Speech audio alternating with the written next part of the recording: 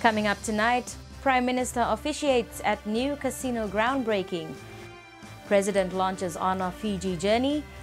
And first client signs on for new city complex. Good evening, I'm Sandra Assam. Prime Minister Bainimarama yesterday officiated at the groundbreaking ceremony of Fiji's first ever casino and resort on Damodar Island in Nadi. Fiji News brings you this report. The decision by the Bainimarama government to grant 100 Sand, Fiji's first ever exclusive casino license, is to enable the government to further diversify and expand Fiji's offerings to our visitors. Casinos are considered an integral component of any large hotel abroad and further gives visitors an additional form of entertainment. But this new $290 million investment will add new segments to the already successful Fiji tourism industry. Apart from the casino, the new facilities includes a 1,500 capacity conference and convention center and at least 100 top-end hotel rooms, which are expected to be ready by 1st October next year. With everything we do, my government's priority is to provide for the prosperity of our nation and to build livelihoods and create sustainable jobs. We do so by engaging in creative thinking and without the fear of traversing on new ground.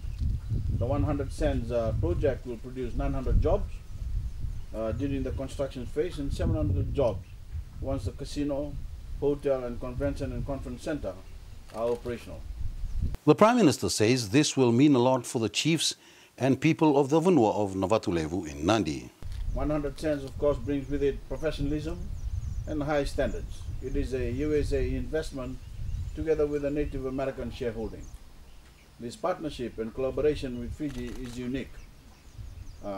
It appears the USA is partnering with us in groundbreaking areas. And of course, refer to the Fiji Pure Mahogany brand and protocols that I launched yesterday with a good ambassador was present together with investors from USA. So the very few that were chosen to be at this groundbreaking ceremony in Nadi yesterday afternoon have bore witness to an investment that will one day bring food to the tables of many, provide education for the poor, and help contribute to the economy and welfare of many Fijians. There's still a lot of work ahead given the strict time frame which needs to be adhered to. I look forward to completion of the project, and indeed I look forward to attending the opening ceremony on 1st October 2013. And our first casino, similar to all our other initiatives, will be based on a sound legal framework that will ensure strict compliance, transparency, professionalism, and adherence to international best practices. His Excellency, the President of Fiji, Ratu Epeli Nailatikau, last night officially launched the Honor Fiji Journey at the Novotel Hotel in Suva. The journey is an event to revive and preserve the indigenous way of life and their rich maritime traditions. The program primarily focuses on Fijian youths who do not have strong connections to their Vanua or their island villages, which are exceptionally remote. The launching of the Honor Fiji journey is something to which the Econesian Society has been dedicated to since its inception in 2007. Econesian Society is an environmental group consisting of students at the University of the South Pacific who are concerned about the environment, not just the land itself, but also the ocean resources, and it is their aim to help preserve the natural and cultural heritage of the Oceanian peoples for future generations.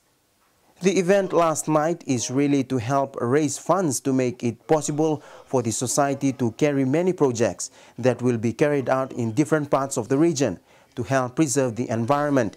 His Excellency the President himself has endorsed the society and serves as patron of the Econesian Society. The Society's founding vision was to bring together under one unified umbrella students and future leaders from the 12 member countries of the University of the South Pacific. Like-minded young men and women dedicated to applying their education in very practical ways to the well-being and future sustainability of their Melanesian, Polynesian, and Micronesian homes. The Honor Fiji journey is a transformation journey in honor of the great cultural legacy of Fiji, while promoting stewardship of the land and water, and the strong focus is on the youths. Miss South Pacific Alisi Rambukawanga, who is one of the 5 Honor Fiji ambassadors, says the passion of our environment is born in all of us, and this has led her to personally pursue her studies in the field of marine affairs at the University of the South Pacific, even engaging the platform of Hibiscus and the South Pacific pageant to advocate important issues pertaining to the environment. And what we want to do is to bring back an appreciation for that, and also to learn and preserve this. Because this information, like these stories, our oral traditions, they're so important, and it's in danger of dying out. And what we want to do is to take this journey around the country and to engage young people to learn about their culture, so that it brings out this, well, you could say patriotism, but also this ownership in them, that they know, okay, this is my land, this is my culture, this is what we represent. And if they take ownership of it, and then it'll only enable them to be able to preserve it and to teach it to future generations, because there's so much to learn from our ancestors. So that is really what we're doing as ambassadors. Honor Fiji is a collective effort of many partners on behalf of youths and our beautiful oceans. However, the Econesian Society will serve as the non-profit-led organization for the Honor Fiji journey. A memorandum of understanding was signed yesterday between Damodar Brothers and Jade, a hair salon in town, for tenancy at the new Damodar City Complex in Laucala.